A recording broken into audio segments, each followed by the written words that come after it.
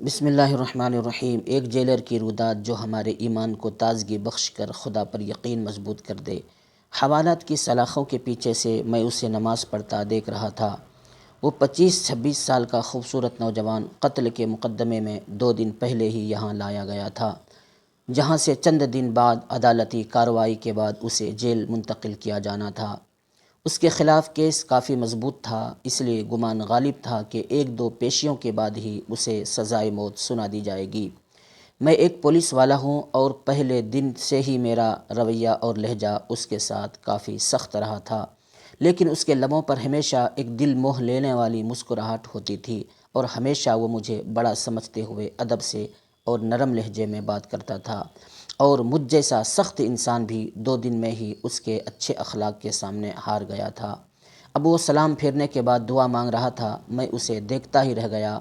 وہ اس طرح خشوع خضوع سے دعا مانگ رہا تھا کہ یوں لگتا تھا جیسے وہ جس سے مانگ رہا ہے وہ اس کے بالکل سامنے بیٹھا ہو۔ دعا کے بعد اس کی نظر مجھ پر پڑی تو اس کے لبوں پر پھر وہی مسکراہٹ نمودار ہوئی۔ وہ اٹھ کر میرے پاس آیا اور ہمیشہ کی طرح میرا حال احوال پوچھا۔ آج خلاف معمول میرا لہجہ کافی نرم تھا۔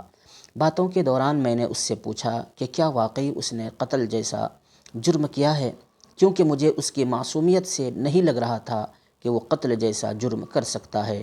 تو اس نے کہا، ایک انسان کا قتل پوری انسانیت کا قتل ہے، تو پھر میں ایسا گھناؤنا جرم کیسے کر سکتا ہوں؟ اس نے مسکراتے ہوئے جواب دیا۔ تو پھر میں نے سوالیہ نظروں سے اس کی طرف دیکھا، تو پھر اس نے سنبھل کر گفتگو جاری رکھتے ہوئے کہا، جب اللہ اس دنیا میں کسی کو اختیارات دیتا ہے نا، تو اکثر لوگ بھول جاتے ہیں کہ یہ اختیارات اللہ کی طرف سے امانت ہیں۔ وہ ان سب کو اپنا کمال اور حق سمجھ بیٹھتے ہیں۔ میرے ساتھ بھی ایسا ہی ہوا۔ ہمارے علاقے کے ایک با اثر انسان نے قتل کر دیا اور اتفاق سے میں وہاں سے چند قدم ہی دور تھا۔ اس نے الزام مجھ پر لگا دیا، جھوٹے گواہ بھی تیار کر لیے گئے اور میں یہاں آ گیا۔ مجھے دکھ سا ہوا اور میں نے پھر سے سوالیہ انداز میں کہا کہ تمہارے گھر والوں نے کچھ نہیں کیا؟ اس نے جواب دیتے ہوئے کہا، گھر والوں نے اپنی سی کوشش کی، لیکن وہی بات، اس معاشرے میں لوگ بھی ڈر کے مارے اسی کا ساتھ دیتے ہیں جو طاقتور ہو۔ وہ پھر سے مسکرایا تھا۔ مجھے اس کے سکون کو دیکھ کر حیرت ہوئی۔ میں نے کہا، تمہیں ڈر نہیں لگتا کہ ہو سکتا ہے کچھ دنوں تک تمہیں موت کی سزا سنا دی جائے؟ تو اس نے کہا، انشاءاللہ مجھے کچھ نہیں ہوگا۔ میں نے اس کے آگے اپنی عرضی رکھ دی ہے، جس کے سامنے بڑے بڑے بادشاہ بھی کوئی حیثیت نہیں۔ اس نے پر یقین لہجے میں جواب دیا۔ میں نے پھر سوالیہ نظروں سے اسے دیکھا اور کہا، کس کے سامنے؟ تو اس نے فاتحانہ لہجے میں کہا، میں اپنے اللہ کی بات کر رہا ہوں۔ اسے میری بے گناہی کا علم ہے اور وہ مجھے کچھ نہیں ہونے دے گا۔ اس کے ہر لفظ سے محبت ٹپک رہی تھی۔ تمہیں یقین ہے کہ دعا سے کام ہو جائے گا؟ اگر نہ ہوا تو؟ میں نے پوچھا۔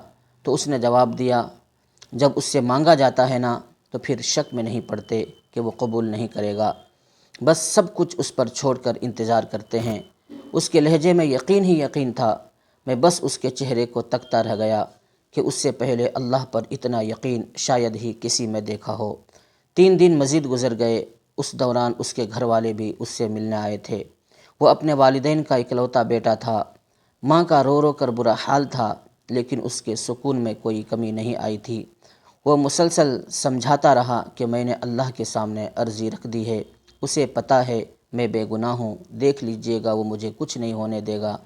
میں نے اللہ پر اتنا یقین اس سے پہلے صرف پڑھا ہی تھا، لیکن کبھی نہیں دیکھا تھا۔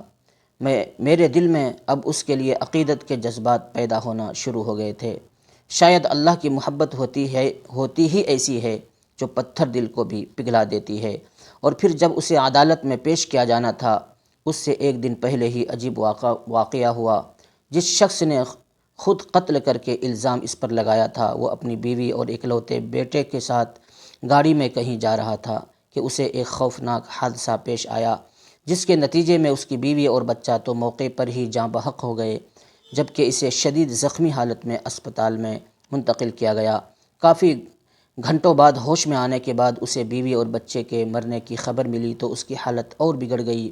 اسی جاں کنی کے عالم میں اسے کچھ یاد آیا۔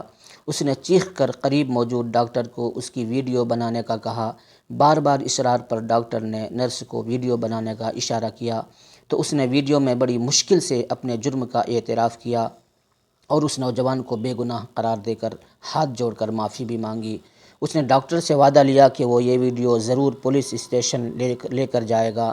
شاید بیوی بچے کے مرنے کے بعد اور اپنی حالت کا علم ہو جانے کے بعد وہ اس گناہ کو ساتھ لے کر مرنا نہیں چاہتا تھا۔ ادھر ویڈیو پولیس اسٹیشن پہنچی، ادھر وہ آدمی مر گیا۔ آج عدالت میں اس کی پیشی تھی۔ عدالت کے سامنے اس کی بے گناہی کا ناقابل تردید ثبوت ویڈیو کی شکل میں موجود تھا، لہٰذا اسے باعزت بری کر دیا گیا۔ میں کمرے عدالت میں کھڑا گمسم سا سوچ رہا تھا کہ اللہ ان بندوں کی جو صحیح معنوں میں اس پر ایمان لاتے ہیں ان کی ایسے بھی مدد کر سکتا ہے۔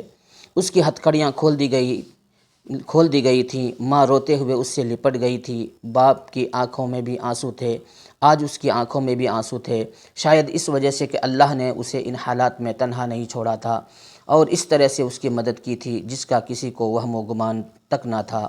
اور مجھے یاد ہے مجھ سے ملنے کے بعد جب وہ جانے لگا تو میں نے اسے کہا تھا کہ کوئی ایسی بات بتا کر جائے جسے میں ہمیشہ یاد رکھوں، تو اس کے الفاظ تھے، اللہ سے بڑھ کر کوئی ہمدرد اور دوست نہیں، جب بھی کوئی مشکل پیش آئے اسی سے مانگیں اور پھر یقین بھی رکھیں کہ وہ قبول کرے گا۔ وہ محض کسی سوچ یا تصور کا نام تو ہے نہیں، بلکہ وہ تو ایک زندہ حقیقت ہے۔ وہ اس وقت بھی ہمارے ساتھ ہے، شہ رگ سے بھی قریب۔ وہ ہمیں دیکھتا رہتا ہے کہ مشکل میں ہمارا رد عمل کیا ہوگا، اور جو اس سے مانگ کر شک میں نہیں پڑتے اللہ بھی انہیں کبھی تنہا نہیں چھوڑتا، ایسے طریقوں سے اس کی مدد کرتا ہے کہ عقل حیران رہ جاتی ہے۔ وہ اب واپس جا رہا تھا اور مجھے یوں محسوس ہو رہا تھا جیسے میں آج ہی مسلمان ہوا ہوں، یا جیسے میں نے آج اپنے اللہ کو پا لیا۔ محترم سامعین، بہت ہی سبق آموز واقعہ ہے، امید ہے آپ لوگ عبرت حاصل کریں گے اور پسند بھی فرمائیں گے۔ اگر پسند آئے تو دعاؤں سے نوازیں اور چینل کو ضرور سبسکرائب کریں، شیئر کریں۔